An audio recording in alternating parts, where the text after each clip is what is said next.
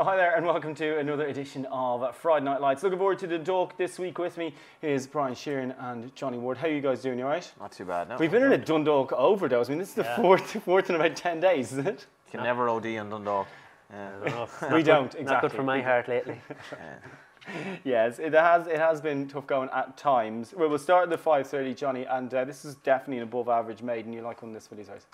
Yeah, you have a 78 rated horse, Serena, and you have 79 rated horse, Shamroos. I've been a bit disappointed in Serena at this stage. I think she's well worth taking on, and Shamroos, that form at Naas, 2 runs back, I think will win this race. Yeah, the one behind Jim Bulger's filly. Yeah, I think the Dawn Approach filly. I tried to look for an alternative in this race. One horse that was interesting enough was Gerald Lyon's horse in the race, Sherryville, a Casamento filly, who ran nice enough on debut, but I don't think she was eye-catching enough, and I don't think she's going to improve enough to run to the mark that Shamroos will. Raven's Pass horse will go well on the surface, definitely, and Willie's horses will finish the year, I think, quite well. You know, maybe he was a bit inconvenienced by the weather this year, but I think she'll be very, very hard to beat. Did he mention anything to you? You spoke to him on the radio last week. Did he mention anything about his season so far? Because it's probably disappointing by his comparative. He wasn't that disappointed. Like he's had a few listed wins, but I think he was making the point that maybe the soft terrain horses just didn't get their ground. But he's still happy enough and very optimistic for the future. And I think he'll have a few for Dundalk as well. Yeah, but that Shamroos looks relatively decent, at least by the standard of what we're going to see on Friday night. What about the 6:30 then? That Division 1 and 7 furlong handicap. Yeah, I think this has to be one of the best named horses in training. Victorious Secret, drawn in the very one current. box. What's that? It's very current. It is. It is. This horse is trained by Anthony Mulholland, possibly better known as Tony, but he trains in Cootehill, County Cavan. So I think yards like that and Anthony McCann's are just vital for racing in Ireland, that you get a representation in the racing backwaters. But in any event, this filly is by Holy Roman number. She's down to 49. Tommy Sack and Fozzie Sack had this horse, and she was capable of winning off much higher, and I really liked her run last time. It's her first run back. She was quite wide for much of the race, kind of tucked in then and kept on nicely for pressure. I think she'll be a good price, and I think she's a very strong each way chance. Yeah, good stuff. Tui, going to go head to head in this 7 o'clock, Brian. We'll bring you in here. We'll start with you because you've been sitting there, obviously waiting to pounce. Go on. Well, I'd give Johnny's one in the first big chance, Shamroos. I was going to tip that up, but looking ahead towards the later races, I'm going to go with Bouquet Garney for Edward O'Grady. You know, it's won 1 from 35, but significantly it came over the course and distance, and even more significantly, Edward O'Grady is back in a bit of form. He's had 2 winners in the last week, albeit he said he won't have anything major for the winter season. Although that horse that won the juvenile hurdle last week or a couple of days ago, really very nice. good. We'll probably go for that bar, won't it? Exactly, yeah. So hopefully he's a nice horse for him. But this Bouquet Garney, not the greatest draw in 12, but is reasonably well away from the stalls. And she's won off 58. She's down to 51 now. She's not the most. You wouldn't be having your last 5 on her, let's put it that way. But I think she'll be an each way price. So I'd go for her in that typically competitive handicap. Yeah, absolutely. It's all amazing. One might have a chance. Johnny, do you like one here? Yeah, I do. A horse you know quite well, Dance Alone. He has won off this mark in the past. He has. Stephen Mooney rode him at Roscommon when he nearly won off a higher mark, and he's a straightforward ride.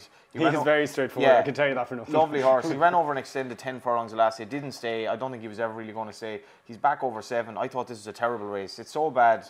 The man beside me is tipping Bouquet Garney, who's been desperately frustrating. Like a really, really frustrating horse who could win, but I just couldn't have a horse of that profile so much on my mind unless you're getting a good price. I think Dance Alone is a lot more straightforward. Now his form figures mightn't be overly inspiring at times, but he's genuine. I think I just think he's a very much, I suppose, a class act in this race. Yeah, good stuff. Effectively off a mark of 51 as well. Right, on to what's an above average maiden at 7:30, won by Platinum Warrior last year, who turned out to be pretty decent. Some really interesting newcomers as well. Phoenix Opus by Scat Taddy, Cocktail Times by No Nay Never, and the Boston Brune here is a half-sister Bocca Bacchiata, so lots to like. That's what I was saying. David Jennings was in a very similar position last week. He picked a horse that he thought might go off a shade of odds on, so we don't know the price of this Boston Brune is going to be, like you said, it's closely related to Bocca Bacchiata, and I think the step up to a mile is really going to suit this horse, Kodiak.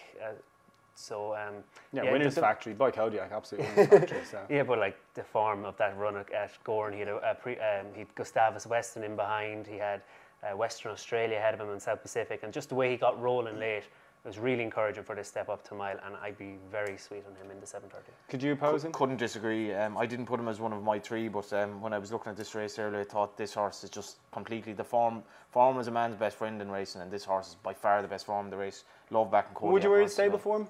0 from 47. That's actually news to me now. 47. Yeah, I didn't realise that off the top of my head. I can't remember her horse going particularly badly, but that's a slight concern. Yeah, just thought I'd mention.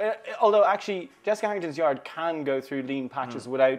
Of course, really remember was it concerning going into Cheltenham last year where she had about 50 horses without a victory, and she was like, can't believe people were saying they were out of form, they're just all finishing second. Yeah. That can be the misleading thing on that as well. Brian, you like one as well in the 8 o'clock, the Friday Night Lights handicap. This is a decent race. Yeah, this is the best race. I think it's 15 grand up in the pot for this one. The one I was going to side with was Omran for Ger Lyons. Speaking about stables coming in and out of form, he's really coming back into a bit of form The for worst the end of time the of the season. year. Yeah, but I suppose it's promising for the early starts of next season, I suppose, and there's plenty of prize money throughout the winter to be won at Dundalk.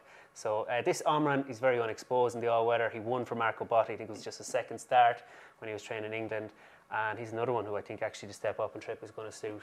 Yeah, I think he made his debut at the Curragh with 6 and was clearly inadequate, and you just thought, he and needs 7 even over 7 furlongs the last day at Leopardstown, he was just staying on. I think he was 5th in the end. Yeah. He's won over a mile. I think it was at Naas when he beat Bucky Larson, the stable's first string on that day. But yeah, he wouldn't be a confident selection, but in what is a good race, I think he's probably the likeliest winner. Any thoughts on that decent race there, the 8 o'clock, Johnny? Yeah, I like Kingsfield, the way he's progressed this year. I think he's You'd imagine he'd be fab as well. Yeah, he's gone up to 95 now, but Shane Cross takes off to 7. I should mention Shane because he obviously will be busy in the apprentice race as well. And I think Dancing Doll is very interesting in that. Tony Martin's horse is just another stable hitting form. We're going to be talking to him on the radio tomorrow, which is Friday as we speak.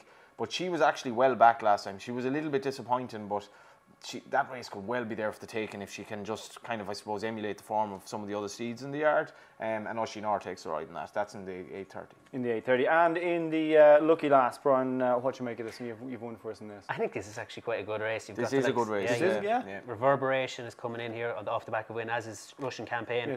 And they could well have more wins in them. But if I was to get a good price on this horse, which would be 16 to 1 and upwards, would be Manganui for Jarlath Fahy, obviously of See the Line and Jenny's Jewel fame. But this is a horse who was tipping it along in maidens there during the summer, was third, I think, a couple of times in good enough maidens like Sir Roscommon.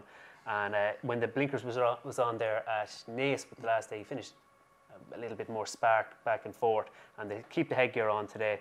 He's off a mark of 65. If he could reproduce the form that he was producing in those maidens earlier on in the season, I think he'd go close. And if it was a good double-figure price, he'd be worth Yeah, and the yards horses, as Juki says, respond well to cash. Yeah. Then they know the time of day. Is that another cliche? Yeah. So, yeah.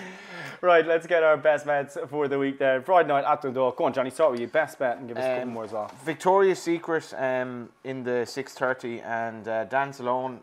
Interesting coupling kind of theories there. Victoria's Secret and Dance Alone. 7 o'clock. It's insight into your frame of mind. Oh, sorry, go on. And then Shamroos as the third in the 5:30. It's going to be the shortest price of the 3. Maybe the most likely winner, but I do like Victoria's Secret as the lock of the night. Good stuff. Brian? Okay, the 7:30 Boston Bruin, and each way selections then is Mangonui in the last at 9 o'clock and Bouquet Garni to hopefully win the second race of her career at 7 o'clock. My best bet of the night is, I really like Shamroos. Going to put up Boston Bruin as the best bet of the night. Going to pop up Omran in the 8 o'clock and Park Row in the 8:30 to continue his good run of form. Anyway, thanks for watching. Thanks for listening. We'll be back again next week for more Friday Night Lights.